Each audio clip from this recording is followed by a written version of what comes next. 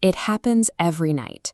You say, "Time to brush," and your toddler immediately clamps their jaw shut, turns their head, or sprints away. By 7:30 p.m., you are exhausted. Ending a long day by wrestling a tiny, screaming human is a fast track to severe parental burnout. When we force an object into a child's mouth, we trigger a biological trauma response. Their body reacts to the perceived invasion as a threat, which ensures they will fight the routine even harder tomorrow night. Breaking this cycle requires shifting the focus from physical compliance to the way their nervous system handles the routine. This chart shows the high prevalence of dental cavities compared to other chronic childhood diseases in the U.S. According to the CDC, cavities affect about 1 in 5 children ages 5 to 11. Your anxiety about massive dental bills is justified. That anxiety often leads to the authoritarian trap, where we use physical force to secure dental hygiene. We get the teeth clean tonight, but we severely compromise the child's trust and bodily autonomy. The other extreme is the permissive trap. You skip the routine entirely to avoid a meltdown, which preserves short-term peace but virtually guarantees long-term dental decay. Authoritative 2.0 is the structural middle ground.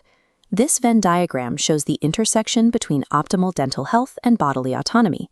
You can secure your child's physical health and their psychological safety at the same time through structured boundaries.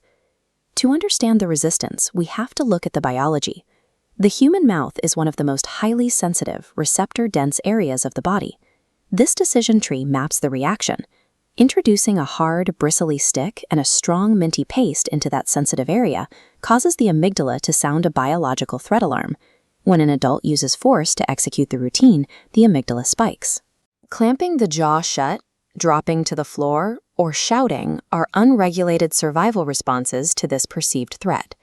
We can trigger a different neurological pathway by introducing play and shared control, which generates dopamine. Dopamine lowers cortisol, allowing the brain to cooperate and move into prefrontal cortex engagement. You change the child's response by changing the environmental inputs to turn off the neurological alarm. Step 1 is moving the routine out of the overstimulating, brightly lit bathroom to a calmer room to lower environmental triggers. Step 2 involves injecting playfulness into the setup. Looking for imaginary monkeys hiding in their teeth generates dopamine before the toothbrush is ever introduced. Step 3 is the autonomy menu. You offer distinct choices: the blue or red brush, sitting on the floor or lap, standing or balancing. Deciding between these options shifts brain activity out of the emotional center and into executive functioning. This method may initially feel like you are giving up control to a toddler. However, you are transferring micro-control of the process to the child while firmly holding the macro-control of the health boundary. When the child continues to fiercely guard their mouth, you apply the 50-50 rule. You let the child brush completely independently for the first minute to satisfy their biological need for control. Then you complete the final safety check.